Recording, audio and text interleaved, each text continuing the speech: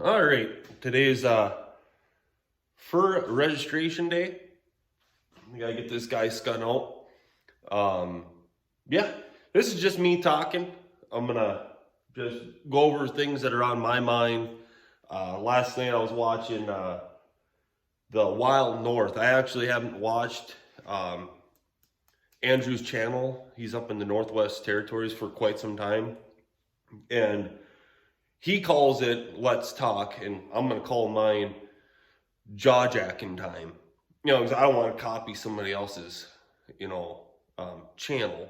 But I thought that's kind of cool. And I actually, Andrew, he's good. And, in his video, I got to take this off so I can skin this guy out. He wants to go back to smoking and swearing,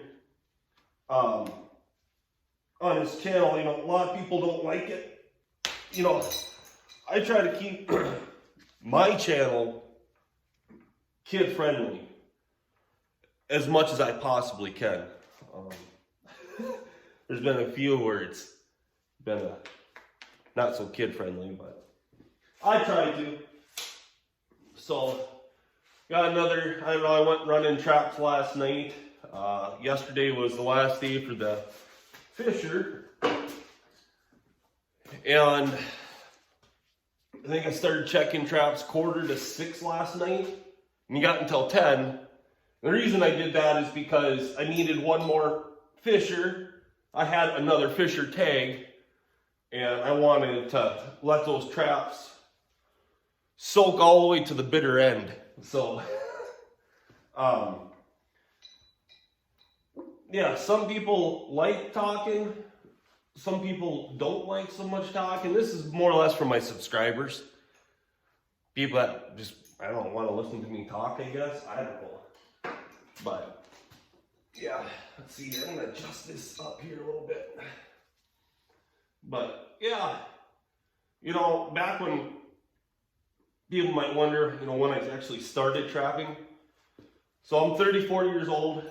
And I actually started trapping when I was 11 years old.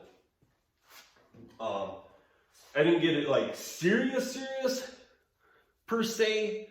I mean, I had like 2 traps when I was 11 years old. And then 13 is when I started, I guess, taking it more serious. And I ran some muskrat traps off of a bicycle. And I did pocket gophers too, and I used my pocket gopher money, turned around, and I bought myself a trap basket and some muskrat footholds, some number 1s, and yeah, just started going out. I'm glad that YouTube came around, because the next generation, the generation below me, they have all kinds of really good videos out there now, compared to when I was growing up. I just had a booklet. That's all I had. It was just a booklet. So, and nobody in my family trapped. So it's kind of, I don't know, trial and error. I better scoot you back a little bit. There we go. There we go. But, yeah, so yeah, nothing too crazy going on today. Like I said, I gotta run, and I got an otter too that I gotta get registered. And then since I'm in town, I'm gonna wind up dropping that mink off to get tanned. So, I don't do any tanning myself, and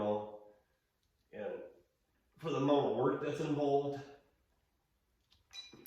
and whatnot, I just much rather pay the $50 or whatever and get it tanned up, and that way it's good. If you do your own, like home tanning stuff, they just don't turn out that great, I don't think.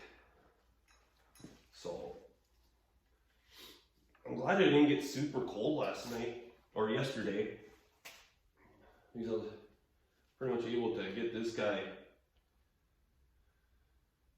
Oh, skinned right away here this morning. Yeah, turned the heater on in the garage for a little bit. But one thing I was thinking about is, you know, I wish they would, it's better than how they used to have the Fisher and Bobcat season. I just wish they would kick it back another week. Just get totally out of muzzleloader season and run it over Christmas break, I don't know, and then beginning of January, whenever, and then you can go in and register your Fishers. But it's, like I said, it is better than how they used to run it, so I can't complain really a whole lot there. So, but I don't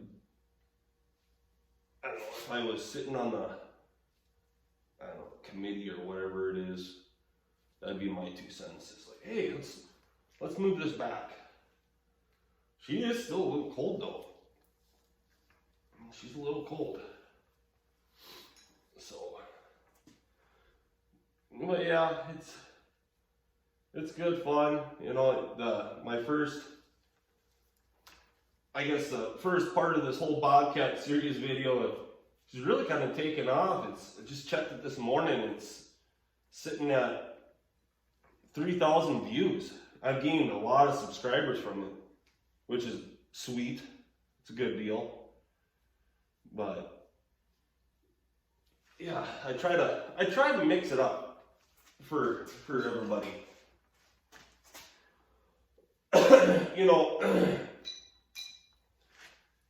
A beaver video, I've done beaver videos. Could I do more beaver videos? Yeah, maybe I will. I don't know.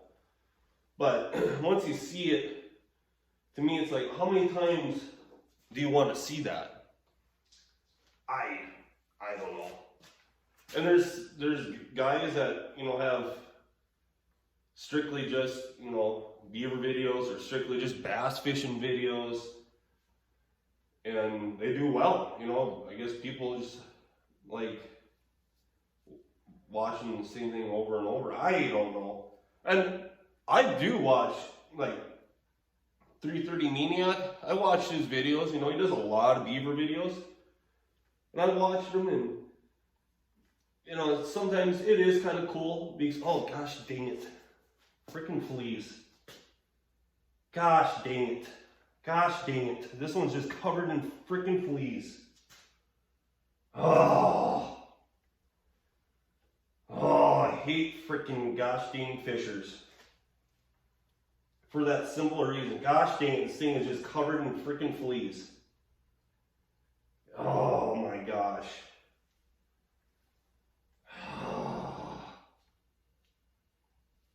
Gosh dang it. Freaking nasty gosh dang things.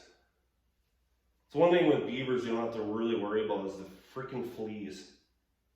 That and it seems like red fox are always just covered in fleas. Gosh dang it, I'm gonna have to strip down before I have to go in the freaking house.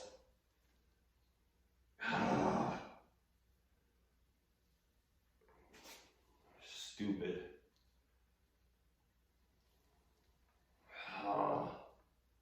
But yeah, anyways, what I was saying is, I just try to mix it up for you guys. And I don't know, would I do better if I stuck to like just fishing or just hunting? Probably, because there's some subscribers I'm sure that I have that don't care about trapping at all. And I'm sure there's some that don't care about hunting at all and they just want to see trapping. So yeah, I know that's kind of a talk amongst guys that have YouTube channels is, gosh dang it, I hate fleas. I mean, with a passion, I hate fleas. This thing's loaded with them. But yeah, it's actually not a bad day out today. It's calm, still fairly calm out. Shoot. And it's supposed to be pretty nice here for the next, looks like week. You know, we're kind of in a warm thing, and I wish it'd get cold for the cats. You know, I'm hoping it starts picking up for the cats. So, but yeah, run in and get all that done up. And he's not a bad meal. I mean, really, I don't think he's a bad meal. A little cold yet. But yeah, no, I wish the temperature would dip. I also think it would help for the cats, get them a lot more hungry or hungrier. So, but what do? You know, you just do what you can, and the guy's got some nice white leather on him, that's for sure.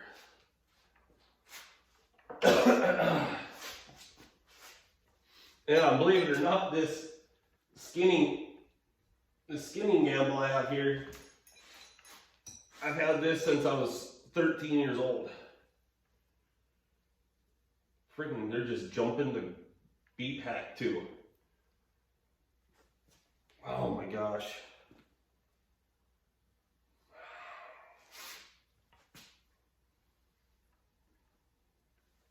But yeah, it's not, I don't think you can see it. Yeah, tilt it back. There, now you can see it. There we go. But yeah, oh my good Lord. I am gonna be just, this is ridiculous.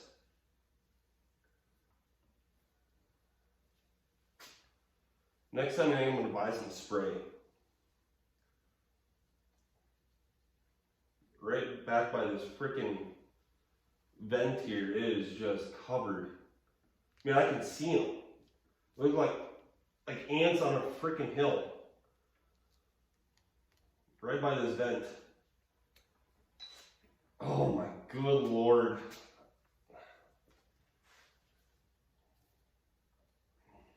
Oh yeah, I hit the gland. That's cute.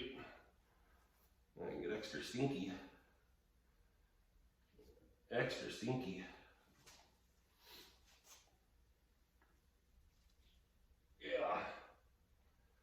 Yeah, fishers, you know, if you guys don't know, they're part of the weasel family.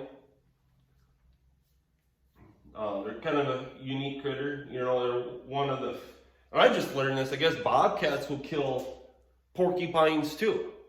I didn't know that. I knew they kill them, but I did not know. Oh my gosh, freaking flea right there.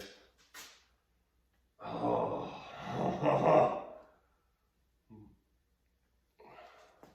Cannot wait to get this guy's skin out. Be done with him. But yeah, they're kind of an interesting critter, for sure. You know, this is my third season now that I've actually limited out on Fisher. So, you know, it's kind of crappy. You know, if you're in decent cat country, you know, you're probably in Fisher country. You know, it's just kind of how that works. It goes hand in hand. I'm glad this year they actually changed the otter season to where it runs with the beaver season, which is nice, you know. And I wish they'd do it with fishers.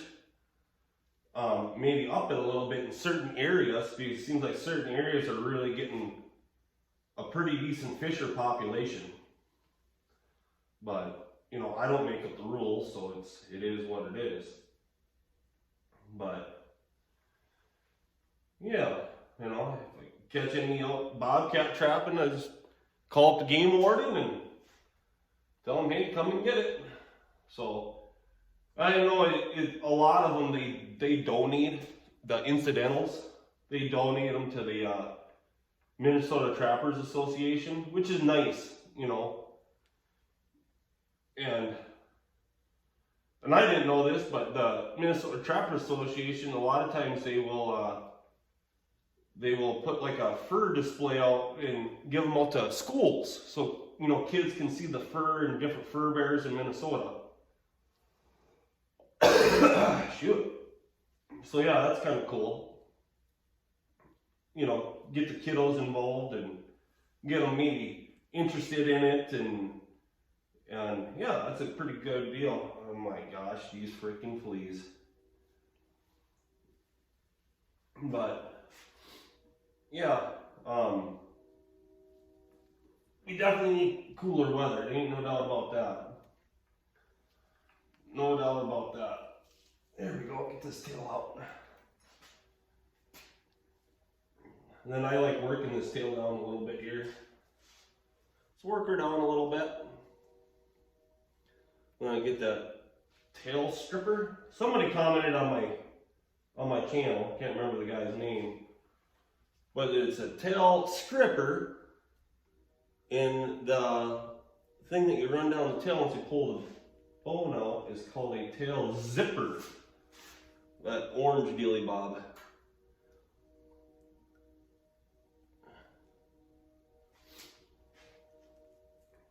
There we go. So I'll get that tail, where is it at? Here it is. Tail stripper, I believe is what he said. And the zipper. So you get this, get wherever it fits in here, you know, without getting covered in fleas. Okay, angle up. Pull her. Oh, gosh. Some go sweet, some you gotta work down. Oh my good Lord. Oh. That's why I hate sometimes skinning fishers. I think I feel one on my ear.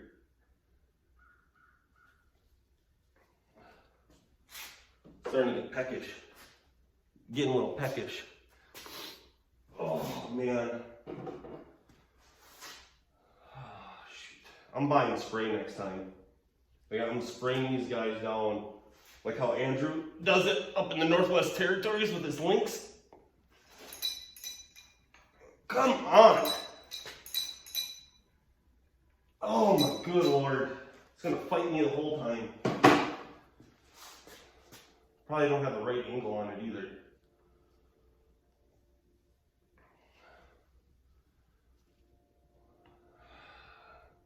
So, if you guys have problems with tails, you're not the only one. This isn't the first time I've ran into this. I've had it before. I've had coons, for whatever reason, where the coons will have a broken tailbone,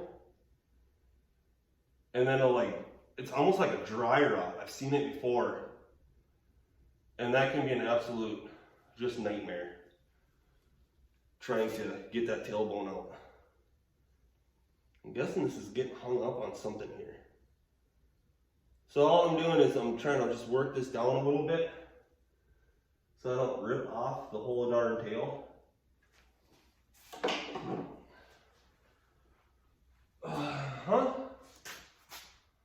Getting peckish because I'm getting extra close to this fisher. What the heck? Oh my good Lord.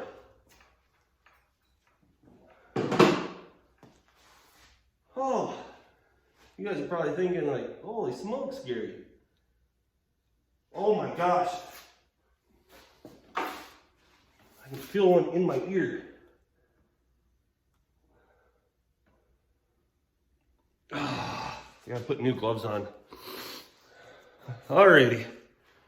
Got her out. A little bit of swearing involved there. There's a couple strands attached to it and it just was not pulling, but I think I got the flea out of my ear. Anyways. But yeah. Now we're bugging a little better here. Get kind of she's a little cold yet.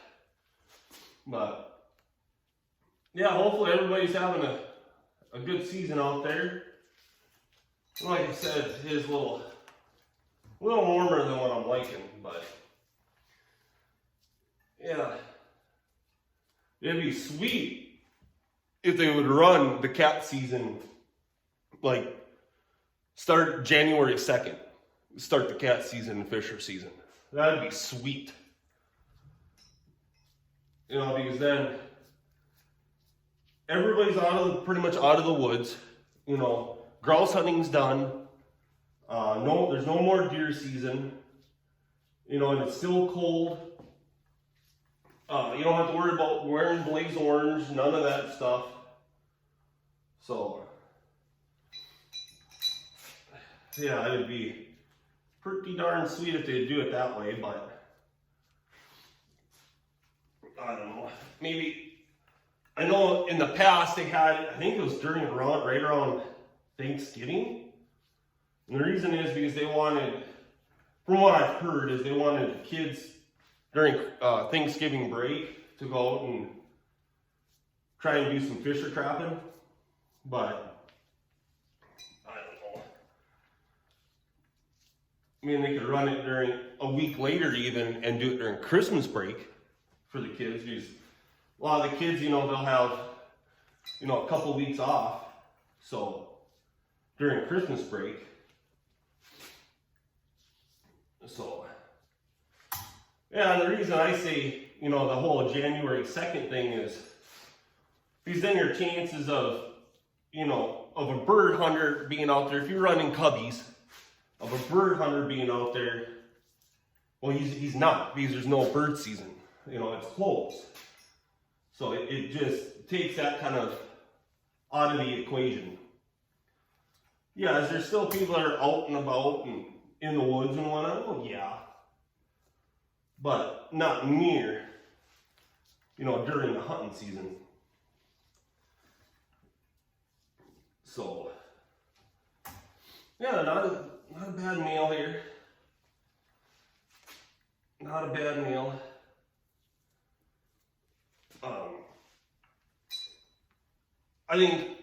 I don't know what it is with bobcats. And it's probably because I haven't figured them out totally yet. You know, and I know there's guys out there that limit out on bobcats every year, and I have not yet done a year where I've filled out with cats. A little cold yet. The goal is for this year is 2 bobcats. That's the goal. 2 bobcats. So if I get 1, I'll still be happy. But I would really like to get 2. And from what I've heard is, you know, there's a wide range for price wise for cats in Minnesota. You know, I've heard the average is around that $120 for a cat, but then, you know, I was told that they can go as high as $300. Takes a special cat, of course, but they can go as high as $300. So, I know one thing, if I get a couple $200 cats, I'll be tickled. Oh, yeah. But, yeah, get this guy going here. Bring it down a little bit here. At least you can see what I'm doing while I'm talking to you. So, but yeah, I don't think the guy's alive anymore, but I remember growing up, when I was really going at it pretty heavily, I was down in Zimmerman, Minnesota. I was going to school in Princeton, and I was out, I think I was picking blackberries in the summertime. That's what I was doing. Or springtime, summertime? Yeah, I think here. Summertime. And this old timer was out there. I can't remember what he was doing. I don't know if he was scouting or I don't know what the heck he was doing, but long story short is I wasn't supposed to be on land that I was on. I was a kid, just kind of tooling around, doing kid things, and he kind of took me underneath his wing, per se, and taught me a lot about trapping. He did. He helped me out a lot. We went to a trapping convention together, and just a nice guy, but I'm pretty sure he's probably passed away by now. If he's not, I'd be shocked. I mean, I don't even know how old he would be, but old.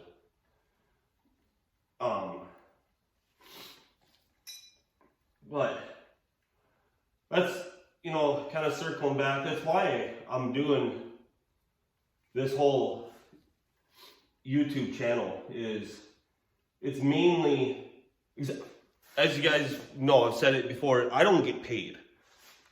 So I don't get paid on this YouTube channel. So it's strictly just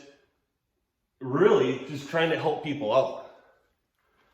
There's times I get discouraged with the whole YouTube, and it's the keyboard warriors, because they come on and they have nothing to say other than negative stuff. And I don't do that to other people's channels. I don't go on looking and just try to be a dink.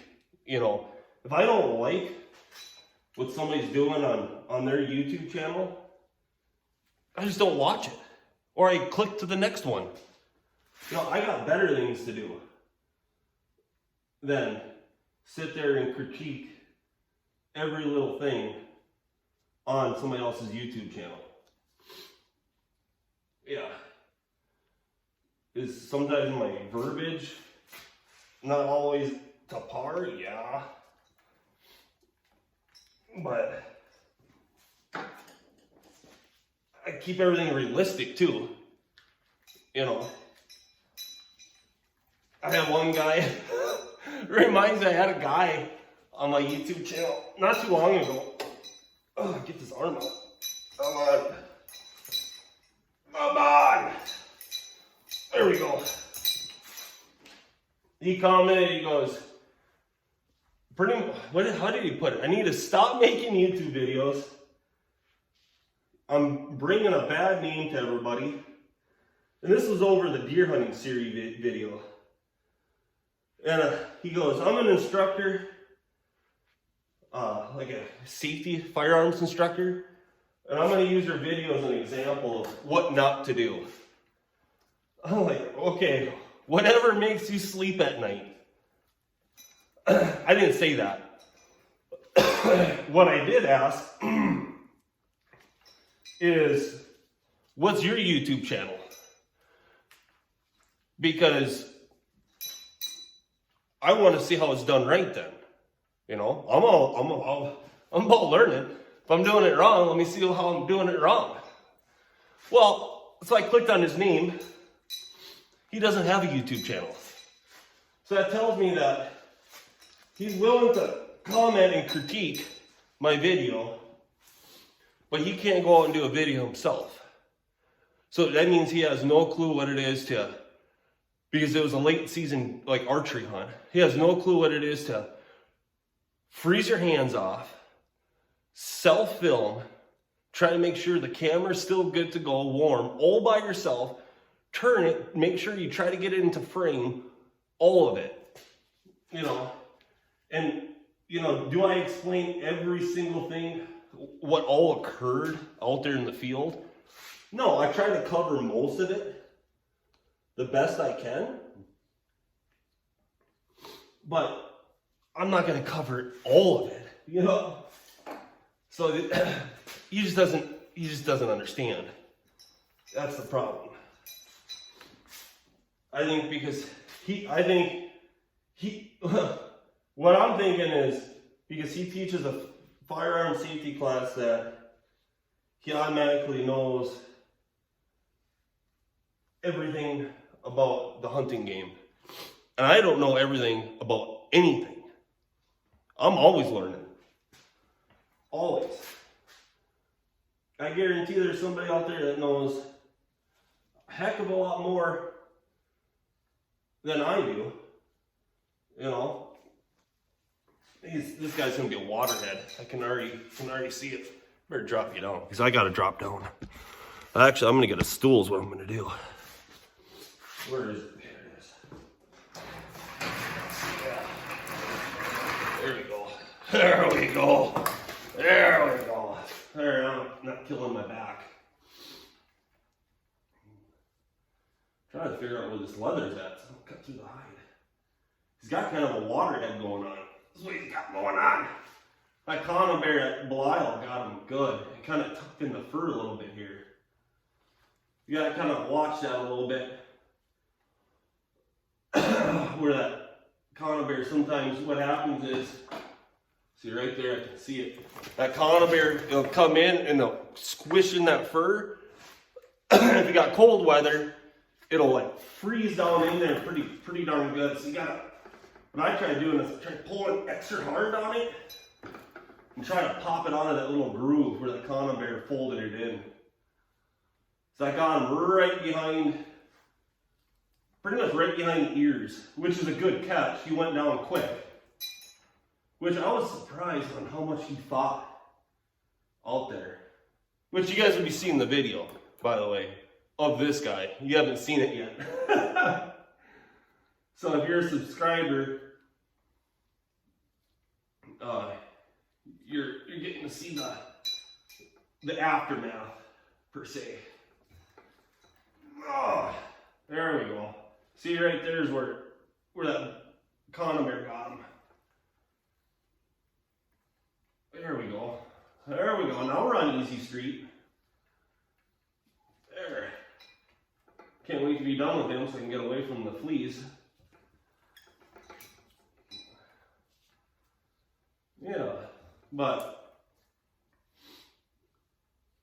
you know, and the trapping community is a fairly small community, you know, overall. And a lot of guys know each other, you know. Like, oh, do you know so and so? Oh yeah, I know him. You know, it just kind of works that way, and especially when you start doing like the nuisance stuff, like the nuisance beaver stuff, you know, word gets around, you know. Like I hit up 330 Maniac because another trapper got a hold of me and said, hey, a guy up in, oh, there's the ear. A guy up in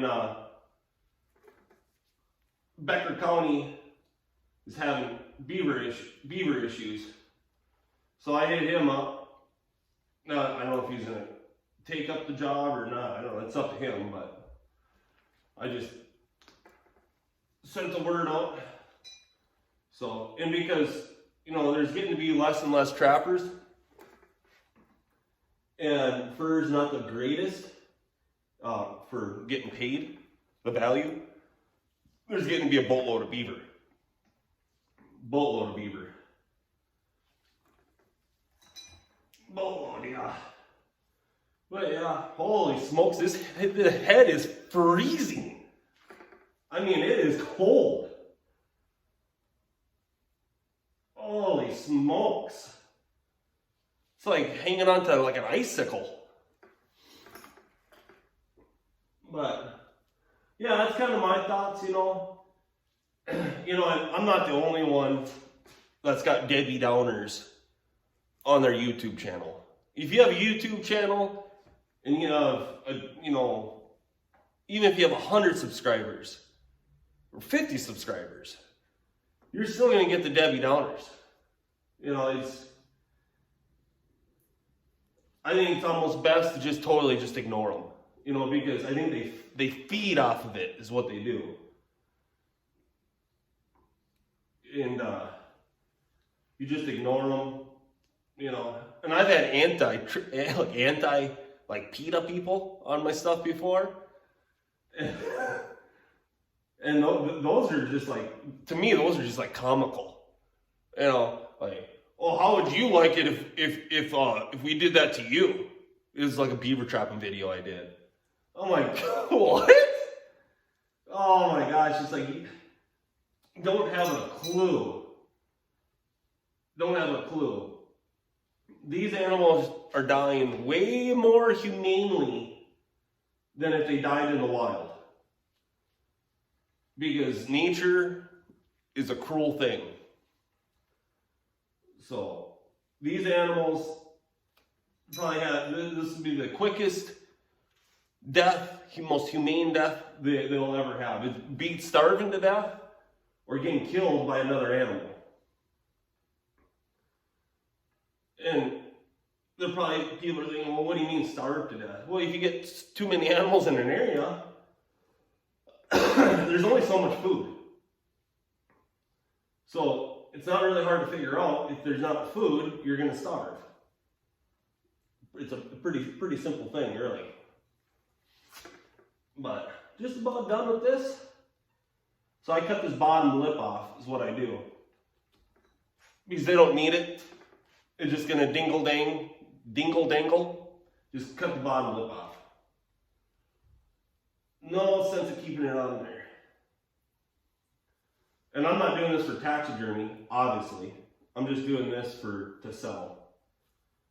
So, just case it out, and just about to the nose here. Just case it out and call it a day. I already got a fisher on the wall. So both of these fishers will be getting sold. So I don't need, 4, 6, how many ever fishers on the wall. I don't need that. I only need one. And it's a big male too. Nice male. But yeah, there it is. He's got kind of a nice little white chest to him. It's cool. But all right, I'm done talking. Let's put the tag back on him and get to town. Catch y'all later.